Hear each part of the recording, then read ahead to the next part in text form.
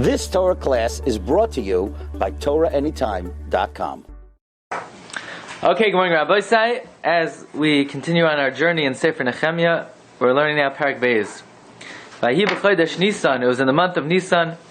Shenas Esrim la'Artachshasta Hamelach, the 20th year of the king Artachshasta. Artachshasta was a common name for all of the Persian kings.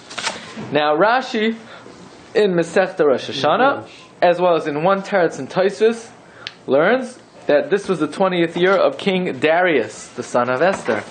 However, Tosfos has a possible, and that would bring you. That means, though we learned that the Beis HaMikdash was completed in the 6th year of Darius. Ezra came in the 7th year, and this would mean Nechemia is coming 13 years after Ezra in the 20th year. However, Tosfos does have a possibility that the 20th year is a 20th year not from Darius, but rather from Koresh, and according to that, it would come out that Nechemia actually came before. Actually, it would come out that he actually came before Ezra. Okay, so and the end of Parak Aleph, Nechemia in the middle of his tefillah, he said in the concluding words of Parak Aleph, "Ani hayisi mashka lamelech." I was bringing wine to the king. So now he continues with that inyan, and that inyan is Nechemia is the cupbearer. He is the Sar HaMashkim of the king of Persia. Vayihi b'chodesh Nisan. It was in the month of Nisan. Shnas Esrim la'Artachshasta Hamelech Yayin lefanav. Wine was being brought to the king. Now, what does that mean? Wine was being brought to the king. There were two misharsim. One would bring yayin to where the king was, and the other one would serve it to him. Right? It shows chashivas, just like it's a sign of importance. Va'esas hayayin, I carry the wine. Va'etna lamelech, v'lo hayisira lefanav.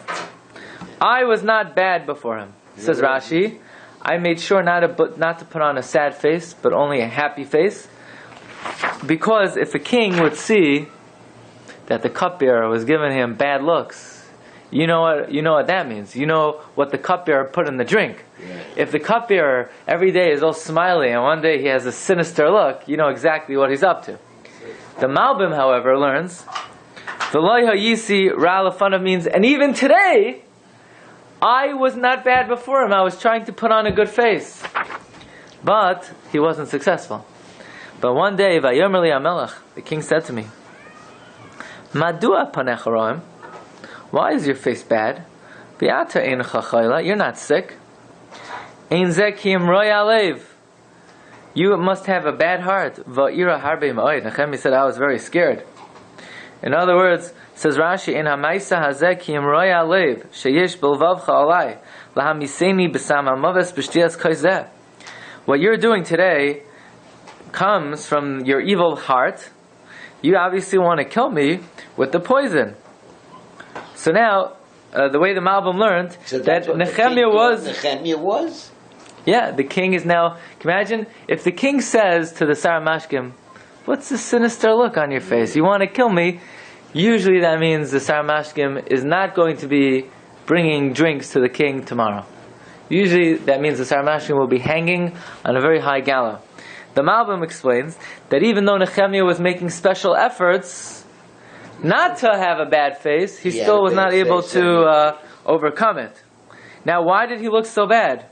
He was fasting, he was praying, he was crying, so that contributed to his down face. What was he praying for? He was praying because in Parak Aleph he heard about the report of the state of the city of Yerushalayim, so he was praying about that. Okay, so says Nechemia, I said to the king, "Hamelech la'olam yichya." Basically, long live the king. First of all, don't worry. There's no cyanide in your drink. Madua lo yeru fanai. But why should my face not be bad? Asher ha'ir beis kivrois avoisai chareva. The city, which is the house of the burial of my forefathers, is destroyed. In other words, my city, my beloved city of Jerusalem, my ancestral burial place, which the Malbim explains that the reason why he's calling Yerushalayim the Makam Kivrois Ha'avos is because the Persians valued the ancestral burial place. So he's trying to play it up to the king. Why shouldn't I be despondent? Ushara ukluva ish, the gates of the city are consumed in fire. Vayomer li hamelach. So the king said to me, Al maze ata mevakesh. So what do you want, sir? What are you asking for? In other words, the king, smart guy, he knows what Nechemia is getting at. He said, well, so what do you want? Tell me what you want. Says Nechemia, v'espalel el Elokei hashamayim. So I prayed to the God of heaven. Now, very interestingly, no record is giving on what he prayed. He didn't actually pray anything. V'oimer lamelech. So I said to the king, Imal hamelech toiv. Now, so what happened to this prayer? So the simple meaning is, It wasn't answered. the simple meaning is that the Navi does not record what his tefillah is, says Rashi. I said before the king in my tefillah that it should be the will of God that my bakasha should be fulfilled. But that tefillah is not recorded. However, the Malbim has a very ingenious approach, and that is that as Nechemia is talking to the king, in his heart, his thoughts are directed to the God of heaven. So here he's talking to the king. The king thinks he's speaking to him, but in the mind of Nechemia, his mind, his focus is on the Ribbon Shalom. Now, this is the Malbim's explanation. Again, and then therefore the next pasuk, Va'omer lamelch, I said to the king, possibly that could mean that even though he's talking to Ar Chash Sasta, right? La'ar Tach Shasta, even though he's talking to Daryavesh, in his mind he's talking to God. He says, Imal hamelech toiv, if it pleases the king, V'im yitav avdecha lefanecha, and if your servant is good before you, Asher tishlacheni el Yehuda, send me to the land of Yehuda, El ir kivrei savoisai, to the city of the burial place of my forefathers, V'evnena, and I will build it. The Malbim learns, if you like the idea, even if you don't like me to be the guy, build it. And even more, and if I personally am pleasing in your eyes, I would like to be that person. Now, according to the Malbim, also he brings down over there from Reb Tzadok HaKohen, in the name of Reb Menachem Azar, the Ramah Mipano, that this is similar to when Yehuda was talking to Yosef, and he says, Vayigash elav Yehuda vayomer bi Adoni yidaberna avdecha, right? So Yehuda is talking to Yosef, but in his mind he's really talking to Adoni. He's referring to the Ribbon Shalom. So actually, this reminded me. There's a Tanakh here, I believe, right? Megillas Esther, where the Gemara says in Masechta Megillah, when Achashverosh says to Esther, Vayomer Hamelch Achashverosh Vayomer VeEsther Hamalka Mihu Zeh VeYezehu Hashem Lo Liboy Lasois Kein Vayomer Esther. What are the next words? Thank you. Ish Sarve Oyev Haman Hara Hazeh VeHaman Nivas VeHamel VeHamalka. So what's very interesting is that the Gemara says that when Achashverosh says Mihu Zeh VeYezehu, Machvi Klape Achashverosh, she did point to him, Uba Malach V'Sitrei Pan, and the Malach came and turned the hand. So here you have, she's been preparing. She's been preparing for this moment for the last year. Mordechai tells her, Im Hachari Tacharish he says that's why it happened to you. So she probably was fasting and praying that she should be successful. That means she shouldn't do anything dumb. So Achashverosh is asking, so who's the guy? So what does she do? She does right? Who's the guy? She points to him. That's ridiculous. How could she do such a thing? Here, her whole mission, God created her for one thing, to save the Jews. Now she's about to make the biggest blunder in history. So this is the question of the Vilna Gaon. Megillas Esther. Let's see if we can find it. Who says this thing that she's The Gemara Megillah. Machvi Klape Achashverosh. She pointed to Achashverosh. Let's see if we could find it here. There's another one over here. Says the Gra. You ready for this? Yeah. That's right. Says the Gemara Megillah on Daf Tezayin, Amru Shamachvi Biyada Klape Achashverosh Ubamalch V'Satar Yada Kaviyamin V'Hinei Zeh Plia Gedola. Says the guy, and this is a great wonder. Linyan my mach v'yada klapei chashosh. V'nira? V'mnei sha'amru chachamim, the chachamim say, shekayach hadimyon oisa roisha ba'adam. Imagination affects man. Who, right? Who do they attribute this statement to? You ever hear a Freudian slip? Right? So this is, the guy says, you don't need Freud. Right? They say, in the last 200 years, who are the most influential thinkers on man? So you have Einstein, Darwin, Freud, and Marx, right? So they say about the 4 people. They said 3 of them were Jewish, and Darwin was wrong. Right? so here the Goin already is already mechavein. Not mechavein. He got it right. The koach hadimyon influences man's thinking. So he says like this. Kamai, he gives an example. Sharoitza likro shemayim v'karei ruvein. Sometimes you want to say, Reb Shalom. Oh, no, I mean Rabbi Yankel. So why did I call you Reb Shalom? Because I'm thinking of him. Now think of him. I accidentally, even though I'm trying to call you, but if my mind, I'm thinking of him, I call him. It happens. So it happens to the best of us, right? So he says like this: Veda, shebechol hatzadikim hayadarkam l'chsheyadabru dvarim lefnei hamelech. That tzadikim, whenever they speak to a king, hayalibam umachshavtam davak lakadosh baruch hu yisbarach shemai. They are clinging in their thoughts to God. Kamay shenemar, like in Daniel. Morecha oho. I don't realize. The Goin says, like in Daniel, and he quotes this pasuk. I was making an application, but he. Yeah, very good. I thought I was going to use the Goin and apply it over here. The Gross says beferish. This is the meaning of this pasuk. He says, "V'chein ben Nechemia, oh, good. We have to change it. See, the Goin says beferish that all tzaddikim, when they talk to kings, they have in mind God, and he brings this pasuk as an example of an illustration. So how does it apply to what Esther was doing? In her mind, she was talking to not Achashverosh, she was talking to God. So when the question was posed, Mi huzev yezehu, so she's in front of Rebbeinu Shalom, right? Hakol golav yadul fanecha, and so she says, who's responsible? Who's responsible is Rebbeinu Shalom, Achashverosh, right? Ubal malach v'sator, beautiful, Gavaldik. So the Goyin explains this pasuk the way with this principle. And the principle is that when tzaddikim talk to a king, they have in mind what? The Rebbeinu Shalom. Okay. Fine. Turn the page. Vayomer li hamelech. The king said to me, V'hashegal yosheves etzlai. And the shegal, not that painter, not the Israeli painter. Yeah? V'hashegal.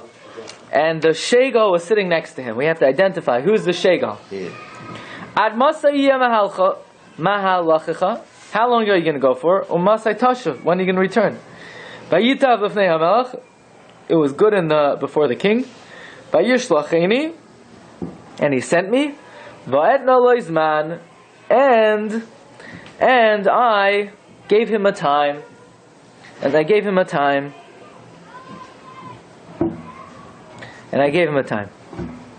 Now who's this Shegal?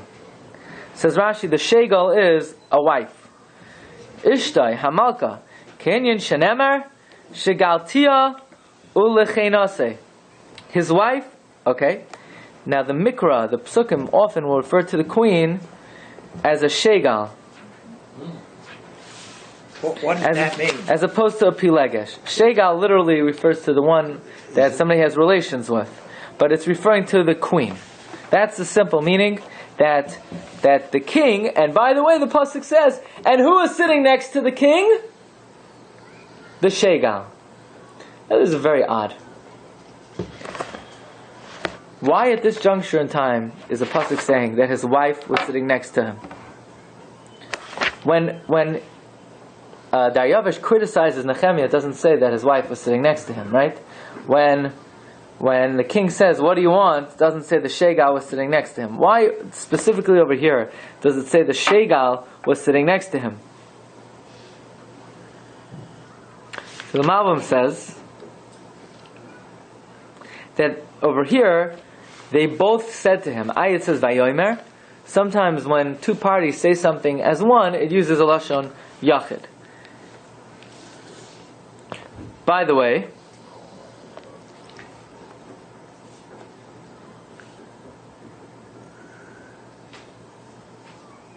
the Gemara Rosh Hashanah says that Shegal could also mean a dog, a female dog, right?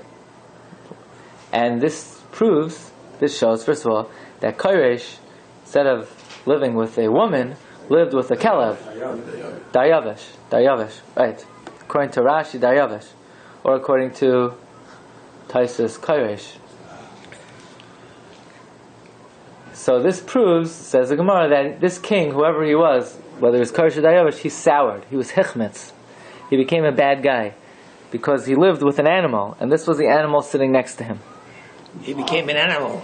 No, he remains a human being, but he lived with an animal. The Malbim says an amazing thing here, that this woman, it wasn't an animal, it wasn't his wife. You know who this woman was? It was his mother. Who is his mother? Esther. Yes. This is the only mention of Esther anywhere else in Tanakh other than Megillas Esther. Maybe Divrei Hayamim, Not by name. Not by name. Where does the Malbim get this from? This is right. It's theory. It doesn't have a proof. But he says it's possible to suggest that this was Esther, and that is why this offer, she in love for Klal Yisrael. She is eliciting, she is convincing, she is inspiring this offer of Daryavish for Nechemia to go back and build Yerushalayim. V'omer lamelech. So I said to the king, Im al melech toiv, if it pleases the king, Igrois yitnuli.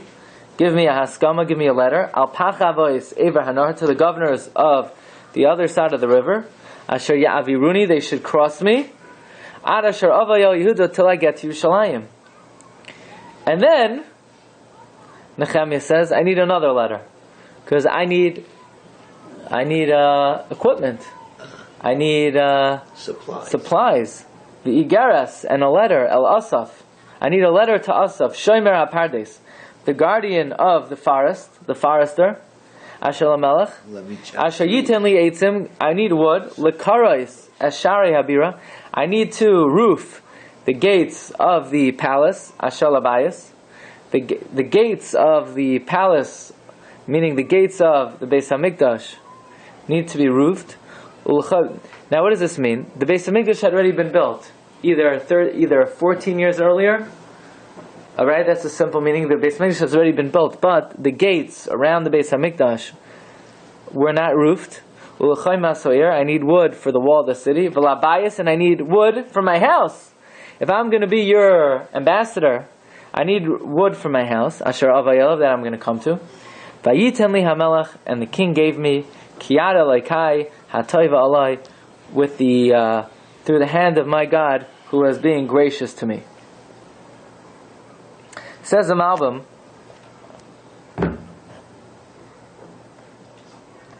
that he needed wood for his house because the king would always build a house in any Medina that his representative would live, and therefore he said, please send me wood for my house.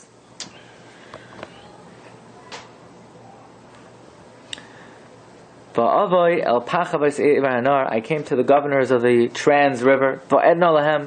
I gave them a Sigros HaMelech, the letter of the king.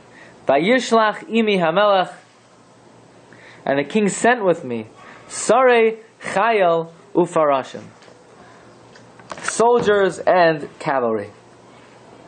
So it's very interesting that where is the wood coming from to rebuild Yerushalayim? In the orchard. It's coming from the forest of King Daryavish, which is somewhat problematic, Because we know that we do not let Goyim contribute to Beis HaMikdash. Where did Shlomo get his stuff? Hero. But if he zets Take this, it as a present. but if he zets this son, Where did Shlomo get his wood? He also got a poor going. He's the hero and what's going. I think Shlomo hired them, but he wasn't taking gifts from them. So. As you're saying, if he's asking what he wasn't. That was my Parsha. Yishol Mechurim Ben Shlomo Nechemia Prince Shneim. This is Teruma.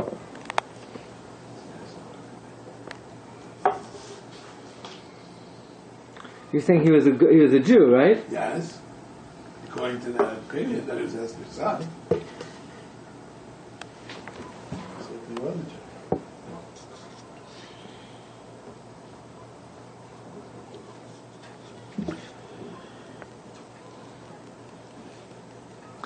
Tani Chada, Tanya, Ein Mekablan.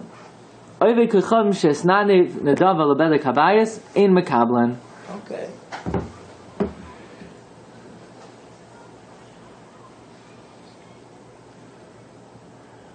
So where did he get the Atzei Rozim Shlomo? From Hiram. And he was a guy. Oh, he's in the Dublin. That's in the Dublin. This one that he paid for. Shlomo paid for it's not in the Dublin. I don't remember where I saw, but the Beis HaMikdash, Iris Fisher was destroyed because Goyim were working on the Beis HaMikdash. But the Mishkan was never. Jews, it wasn't Jewish here. So there are different reasons. What's the reason you're not to be Makabel from Goyim?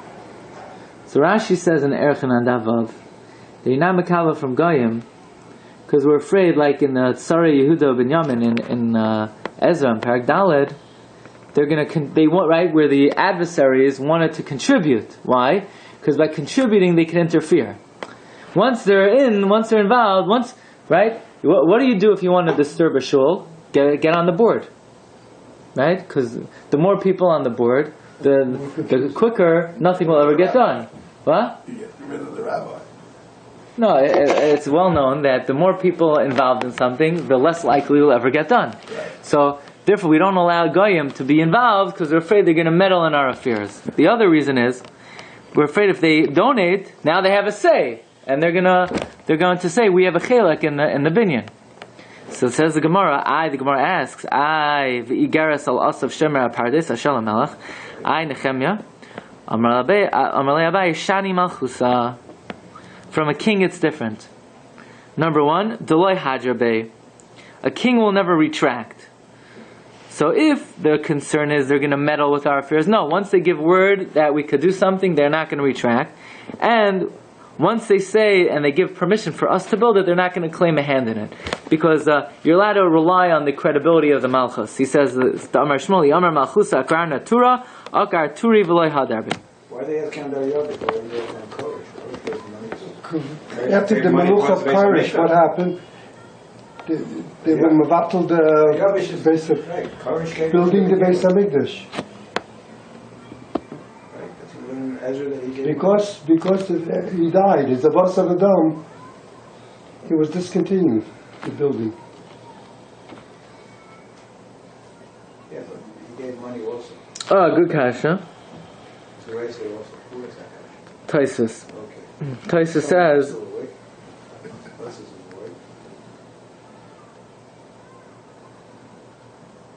Taisus asks, why are we asking about the wood? Now Taisus is assuming the wood also came from Kairesh. Maybe he's going L'Shitase in Masech the Rosh Hashanah that this is all from Kairesh. He says the whole binyan came from Kairesh. So he says the fact that the whole binyan came from Kairesh, that was already Benavua. Haya B'Gzeira Kach. Yeshaya says, Hu Yivna Iri. Right? That was already a Nevuah. But The Yavish was a Jew. But now we're talking about the walls. Now we're talking about other parts that were not foretold that it would be from Kairesh, and to that the Gemara is challenging. Why is that permitted? Okay, if you want to look, it's a sugya on Erchan and Dava. This is all documented with the opinion that they were talking about as Mitzvah, right? Kosher is the one who said it was Torah. So he's going to call it Israel. Oh, okay. Right. Even though he quotes Kuntras, but I'm not sure which Kuntras Well, he's the present from Daryavish was not a goy. The Daryavish gave a present. So they ask in the Hagois over here that what's the Gemara's kasha, but Daryavish was Jewish. It was Esther's son. He suggests that since he's acting on behalf of the Persian Empire, so it's as if he's not Jewish. In other words, the same problem that we're afraid they're going to meddle in our affairs, whether he's a Yid or a guy, but he's the Persian king, we should be concerned that he's going to meddle with our affairs. Okay, fine. So the Navi continues here. Okay. What happened? Vayishma Sanvalat HaChoroni. A man by the name of Sanvalat from Choron heard about Nechemia's return to Yerushalayim, V'Tovia ha'Eved ha'Amoni, as well as Tovia, the Eved from Ammon. Now, who are these Chavra? According to Rashi, these are the Tzarei Yehuda of Binyamin, I believe of Parak Daled and Sefer Ezra. In Parak Daled and Sefer Ezra, it says, Vayishmu Tzarei Yehuda Binyamin, and they started to instigate, and they were the ones who said, Anachnu Yachad Nivna, we'll build together, let's come together. So they heard now again of the Nechemia's return. Now these guys, Sanvalat and Tovia, who are these guys? Who are these individuals? So some learn, the Gemara in Kedushin says about Tovia, that Tovia was a slave from Ammon, and he was not Jewish then. It says right in the Parsha. Yeah, but he was not Megayer, and his father-in-law was Shechania ben Arach. And who is this guy, Sanvalat? So they bring down over here that Josephus identifies Sanvalat as someone who had, he was a guy, he had a non-Jewish daughter obviously, who married a Kayin.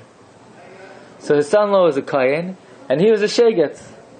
And when the Kaihanim, who had intermarried, expelled their Goyish wives, so this guy, Sanballat's son-in-law, refused to, and therefore he was disqualified from the kahuna. And Josephus records that Sanballat saw the fall of the Persian Empire, and when Alexander the Great took over, he commissioned him to set up another Beis HaMikdash on Har Gerizim for his son-in-law to. He needed a stellar. The son-in-law needed a stellar, so he set up another Beis HaMikdash on Har Gerizim so the son-in-law could have the Edom could have a stellar. Look, every father, even a Goyish father-in-law, got to take the guy's a Yid. He needs a stellar, so he'll make him a Beis HaMikdash, right? Fine. So the pasuk continues. Va'avayo Yerushalayim. I came to Yerushalayim. Va'eh Yisham Yamim Shlosh. I was there for 3 days. Now, if you remember, we learned earlier also that it takes 3 days until you settle down. That's why Meyikar Hadin, when the first 3 days you come somewhere, you can't daven. For the Avad, you mean? No, to God. Can't daven the first. But we don't do that anymore because we don't really have kavanah anyway, so we're not makbid. But we learned from one of the psukim in the Navi that Medina the Navi, for 3 days when you get somewhere, it's hard to concentrate. Okay. Va'akum Laila. Now listen to what Nechemia's plan was. He had an amazing plan. He comes. He heard about the state of the city of Yerushalayim, that the wall was in shambles, the walls were breached, they were in ruins. Va'akum Laila. And I got up in the night. Ani va'anoshim ma'arimi. Me and a couple of guys. So he got it to Adam, and I didn't tell anybody. Ma Elokai noisein alivi. What God placed in my heart.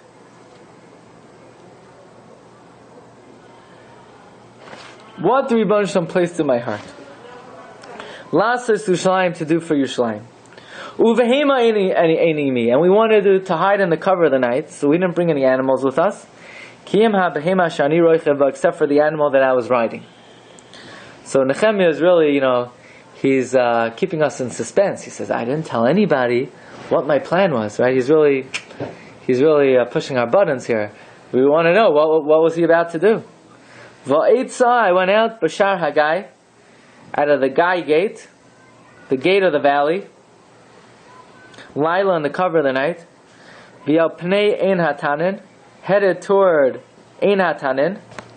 V'al shar ha'ashbois, to the gate of the ashbois. They say this is not shar ha'ashbot, the same one we have today. Va'ehi soiver b'choimos Yushalayim, and I began to be soiver, the walls of Yushalayim, asher heim prutzim, which were breached, ushareha uklu va'esh, and its gates were consumed in fire. So what does this mean? What does soiver mean? Says Rashi,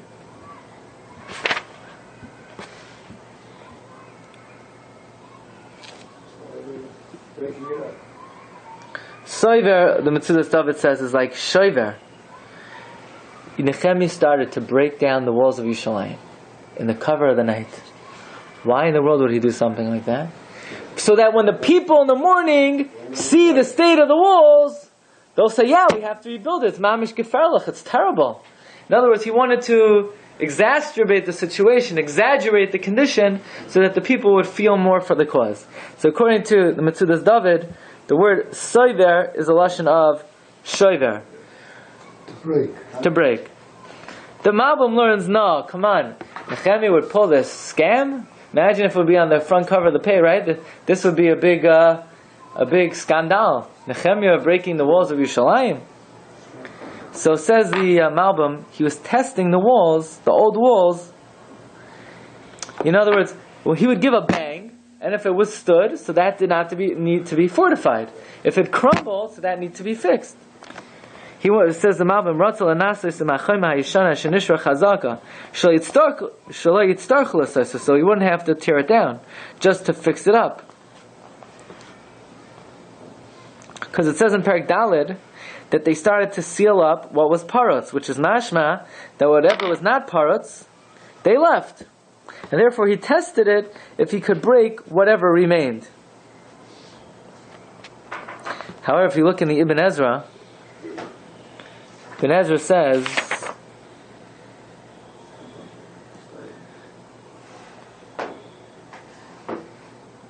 Va'ehi soiver min vayisaber lahashnaya miloshin chachamenu zal svara. Svara means like this. I was thinking about the walls. I was scanning them. I was taking it in. I was analyzing. I was looking and examining the walls. A lashon of svara. Like they have a mekavos kol adam.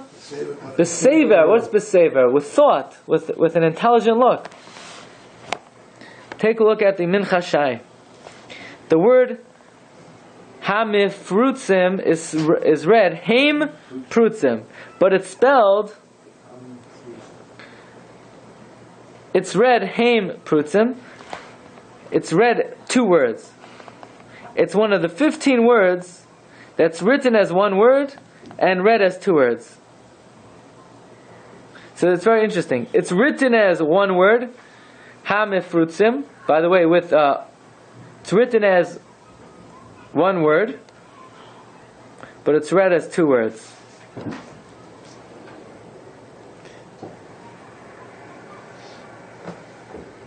And even though it's read as one word, even though it's read as two words, the mem is still open. Haim prutzim. Okay? Forever el shar ha'ayin. I then travel to the gate of the eye, the gate of the spring, and the pool of the king. The opening was very narrow. The animal who was beneath me could not fit. I went back up through the valley in the night. And I was scanning the gate, where I was breaking the gate. I returned. I returned through the gate of the valley, and I returned. The Hasiganim and the officers, the nobles, lo yadu anu halachti. Nobody knew where I went. Uma ani oisa, what I was doing.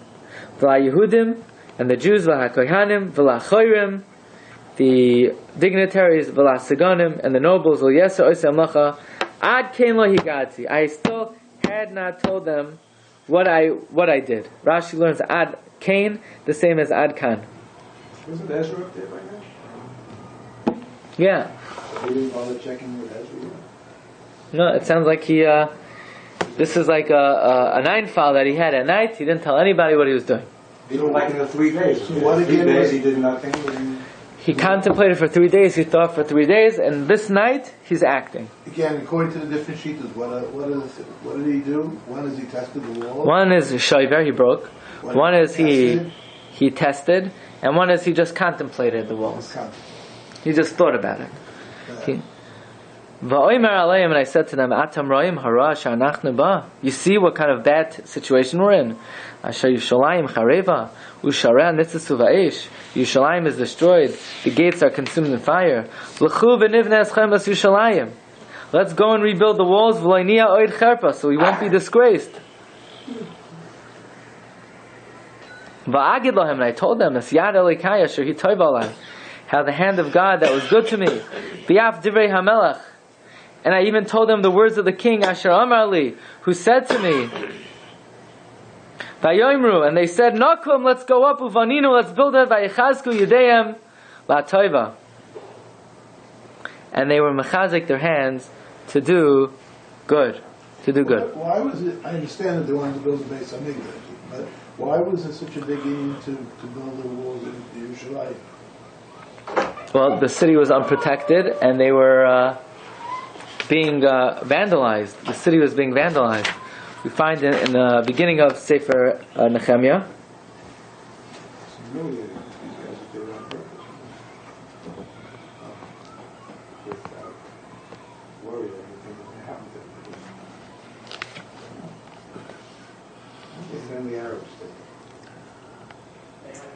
Yeah, they were unprotected and they were being vandalized. They were being oppressed. Okay, good. Okay, Rabbi said we'll hold it over here. You've just experienced another Torah class brought to you by TorahAnytime.com.